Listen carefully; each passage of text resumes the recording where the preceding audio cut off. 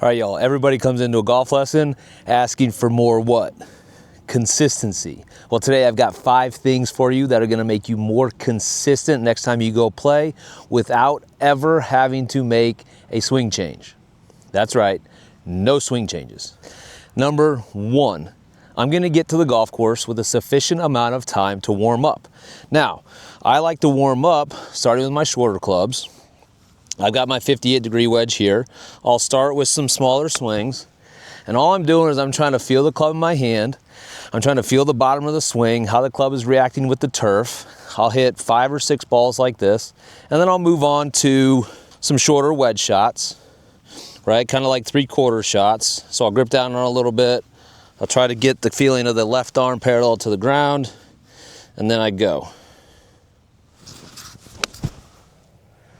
All right, so I'll hit some shots like that. Then I'll move up to away from my wedges and into my normal clubs, right? So here I've got a 9-iron. I'll do a little rehearsal before I take that club back. So for me, I'm trying to feel like my right arm folds up a little bit sooner in the backswing. So I'm here, I get my little plyo step, and then I let it go and through. Now from there, I'm gonna hit 5 to 8 balls on per club, depending on how I'm kind of feeling that day. I have wedges first, then I go 9-iron, 7-iron, 5-iron. I'll go 3-wood and then driver. Driver, typically I'm hitting 1 or 2 balls, I'm not hitting a ton. And then I'm gonna go and I'm gonna visualize the first shot that I'm gonna have on the first hole, and I'm gonna hit a tee shot with whatever club I'm gonna use. And I'm gonna visualize that so that when I go to the first tee, I'm prepared and ready to go. All right, number 2 in the 5 things that we're gonna do to help ourselves become more consistent without changing our golf swing. We are going to come up with a consistent pre-shot routine. So the pre-shot routine is everything you're gonna do before you actually hit your shot. So Lynn Marriott and Pia Nielsen, they have the think box and the play box, right? So the think box is back here behind the golf ball. I'm making practice swings, I'm creating feels, I'm picking targets, how far I want to hit it, what's the wind doing, elevation, all that stuff. That's my think box, right? Then once I step over the think box and into the play box, now I'm focused solely on the target. So me personally, I will go through and I'll do my wind calculation, my elevation calculation, my distance. I'm gonna figure out how far I want to fly this ball in the air.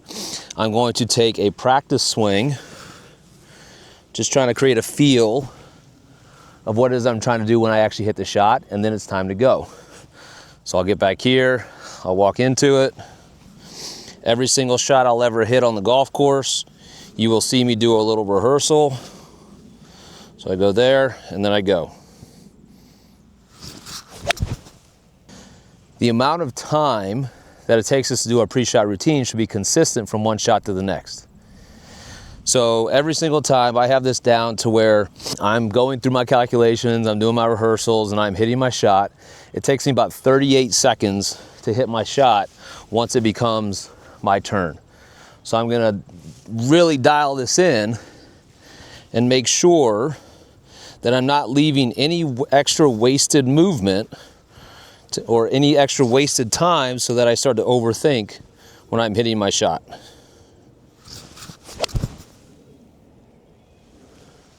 All right, number 3 of the 5 things that we're gonna do to help ourselves become more consistent without changing our golf swing.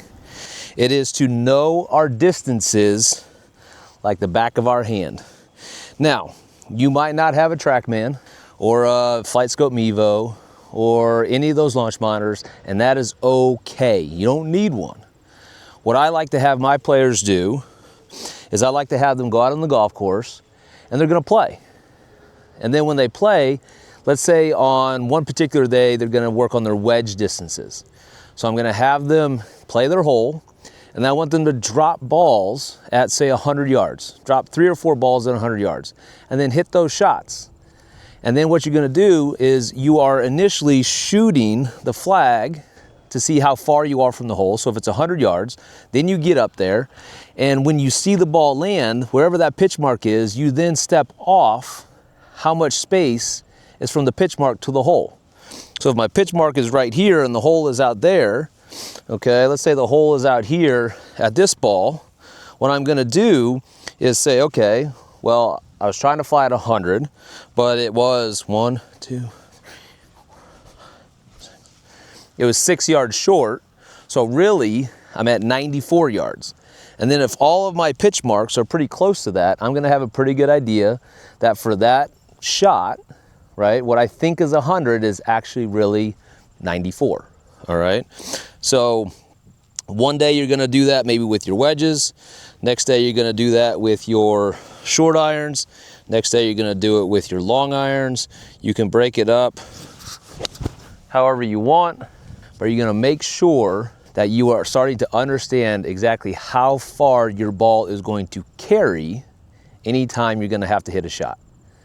The carry distance is the most important because why? Because the turf interaction and the turf conditions change from day to day. So if you're playing a very firm golf course, right, that 175 yard shot might really only need to go 160. But if it's really soft, it might have to go 172. So we have to know those things and start to understand those things. All right, we're on to number 4 of the 5 things that you could do to become more consistent without having to change your golf swing. Number 4 is having a consistent shot shape. Shaping the ball the same way every single time. So for me personally, I like to see the golf ball move slightly left to right. So every shot I'm gonna play on the driving range or on the golf course is a shot that is slightly left to right. If I am trying to feel like I work it both ways, for me, I know that's gonna allow me to be more inconsistent because I might have to do something different every single day to hit one of those types of shots. So I wanna take the guesswork out of it. I wanna hit the same shot every single time, getting set into it, run through my routine, and then I go. That ball had a little fade to it, did exactly what I wanted. So that consistent shot shape every single time is going to allow you to become more consistent. All right, number 5 of the 5 things you can do to become more consistent without changing your golf swing. This one's easy. Find a friend. Find a friend to practice with. I know practicing can be monotonous, it can be boring, right? Let's try to make it fun. Find a friend and then challenge yourselves, right? Play matches on the golf course, do short game contests, do putting contests. I was lucky, I have a younger brother, Matt, who is 2 years younger. We played all the time together growing up. He was my practice buddy. We would beat each other up on the driving range, on the putting green, on the golf course, but it made both of us better players. So if you can find that buddy that's gonna challenge you, right? You're gonna have fun together, but he's gonna challenge you into becoming a better player. Find that person, and I guarantee you those 5 things that we talked about today are gonna make you a more consistent golfer every time you go out and play golf.